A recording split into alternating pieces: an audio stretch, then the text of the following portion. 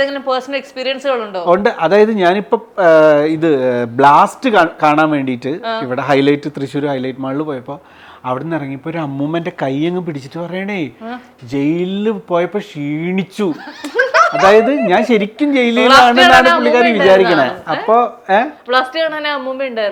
പിന്നല്ലാണ്ട് ഹൈലൈറ്റ് മാളില് പുറത്ത് ഞങ്ങള് നടക്കുന്ന സമയത്ത് കണ്ട് പറയാണ് അങ്ങ് ക്ഷീണിച്ചു ജയിലിൽ വിട്ട്. അപ്പൊ അങ്ങനെ നമ്മള് ഇപ്പൊ ഞാൻ ശരിക്കും ജയിലിലാണ്, ഞങ്ങൾ പിരിഞ്ഞിരിക്കുകയാണെന്നാണ് ആളുകൾ വിചാരിക്കുന്നത്. അപ്പൊ ആളുകൾ ഈ കമന്റ് ബോക്സിൽ ഇടുന്ന കമന്റ് എന്നൊക്കെ പറഞ്ഞു കഴിഞ്ഞാൽ എന്തിനാണ്, അതായത് അതിലൊരു കമന്റ് ഉണ്ട്, ഏഷ്യാനെറ്റ് ഏറ്റവും കൂടുതൽ ദ്രോഹം കാണിച്ച നായകൻ അത്ര ഞാൻ 2 പ്രാവശ്യം ജയിലിലായി, 2 തവണ ജയിലിലായി, പലതവണ അറസ്റ്റായി.